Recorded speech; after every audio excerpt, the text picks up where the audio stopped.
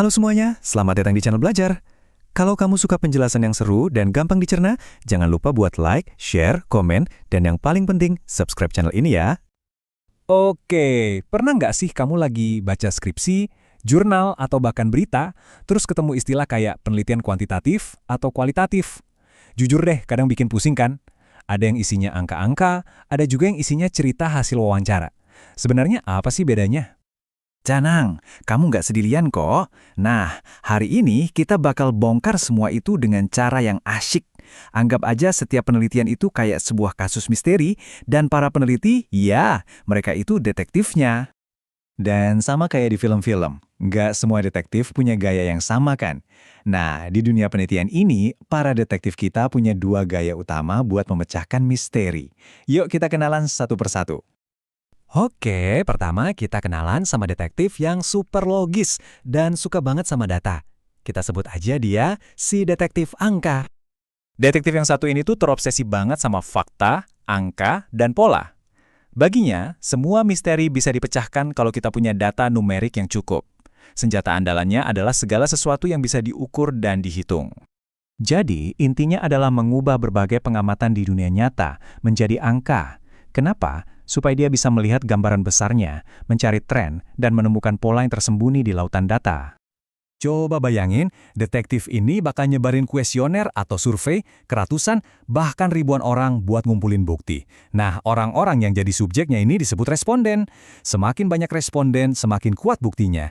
Jadi, poin utamanya adalah, metode ini sangat sistematis, objektif, dan tujuannya biar kesimpulannya bisa berlaku untuk populasi yang lebih luas. Keren kan? Nah, sekarang kita beralih ke detektif dengan gaya yang beda banget. Kalau yang tadi jagoan angka, yang ini adalah jagoan cerita. Mari kita sambut si detektif cerita. Detektif yang satu ini nggak terlalu peduli sama pertanyaan berapa banyak. Dia lebih tertarik sama pertanyaan kenapa dan bagaimana. Dia ingin tahu cerita lengkap di balik sebuah fenomena, motivasi di balik sebuah tindakan, dan pengalaman mendalam seseorang. Jadi, kuncinya di sini adalah pemahaman yang mendalam, kaya akan konteks, dan sangat manusiawi. Uniknya, instrumen utama dalam penyelidikannya, ya, si peneliti itu sendiri. Dia yang bertanya, dia yang mengamati, dia yang merasakan. Nah, di sini kelihatan banget kan bedanya? Detektif angka bertanya berapa banyak ke ratusan responden. Sementara detektif cerita bertanya mengapa ke beberapa narasumber saja. Tapi ngobrolnya bisa berjam-jam untuk dapetin detail yang super kaya. Yang satu mencari bukti statistik, yang satu lagi mencari makna yang dalam. Oke, pertanyaannya sekarang, gimana kalau kasusnya super rumit dan butuh keahlian dari kedua detektif ini? Nah, disitulah saatnya kita membentuk sebuah tim impian.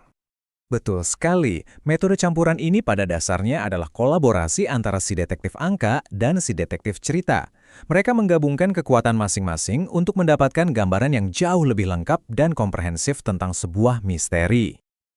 Tapi, gimana cara tim impian ini bekerja sama? Ternyata mereka nggak asal kerja bareng loh, ada beberapa strategi yang bisa mereka pakai, tergantung kasus apa yang sedang mereka hadapi.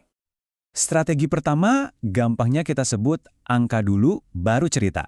Jadi, si detektif angka bergerak duluan, dia nemuin data statistik yang menarik. Nah, setelah itu, giliran si detektif cerita yang turun tangan buat mencari tahu kenapa dibalik angka-angka itu lewat wawancara. Strategi kedua, ya, kebalikannya. Cerita dulu, baru angka. Di sini, si detektif cerita yang mulai. Dia menggali sebuah fenomena atau cerita yang unik dulu. Setelah dapat pemahaman awal, barulah si detektif angka masuk dengan survei untuk melihat, fenomena ini terjadi di seberapa banyak orang sih? Strategi ketiga ini kayak kerja paralel. Kedua detektif bekerja di waktu yang bersamaan, tapi di jalur masing-masing. Satunya ngumpulin angka, satunya ngumpulin cerita. Nanti di akhir, mereka kumpul bareng dan membandingkan hasil temuan mereka. Cocok nggak nih? Saling mendukung nggak? Dan strategi yang terakhir, satu detektif jadi pemeran utama, sementara yang satunya jadi pemeran pendukung. Misalnya, kasus utamanya ditangani oleh si detektif angka dengan survei besar. Nah, di tengah-tengah diselipkan sedikit wawancara oleh si detektif cerita buat kasih warna dan konteks tambahan ke data angka yang ada. Biar lebih kebayang, kita pakai contoh ya. Misalkan, si detektif angka melakukan survei di sebuah kantor dan menemukan fakta ini. Produktivitas karyawan naik sebesar 20%. Nah, angka 20% ini adalah apanya. Ini fakta yang penting, tapi angka ini bisu. Dia nggak bisa ngejelasin kenapa bisa naik. Disinilah si detektif cerita masuk. Dia bakal wawancara para karyawan buat mengungkap misteri di balik kenaikan 20% itu. Tentu saja, namanya juga tim impian. Pasti butuh modal lebih kan? Mengelola dua gaya penyelidikan sekaligus itu nggak gampang. Seperti yang tertulis di sini, butuh sumber daya, waktu, dan keahlian yang lebih besar untuk bisa menjalankannya dengan sukses. Jadi, setelah kita kenalan sama semua detektif dan strategi tim mereka, yuk kita mundur sedikit dan lihat gambaran besarnya. Apa sih intisari dari semua ini? Simpelnya begini, kuantitatif, si detektif angka, kekuatannya ada di skala besar dan objektivitas. Kualitatif, si detektif cerita, jagonya dalam hal kedalaman dan pemahaman makna. Dan metode campuran, si tim impian, memberikan kita gambaran paling lengkap dengan menggabungkan kekuatan keduanya. Jadi, nggak ada satu metode yang paling hebat. Detektif terbaik adalah yang tahu kapan harus pakai angka, kapan harus menggali cerita, atau kapan harus membentuk tim. Nah, sekarang coba deh perhatikan sekelilingmu. Dari berita yang kamu baca sampai aplikasi di HP-mu, coba tebak metode detektif mana yang lagi bekerja di baliknya?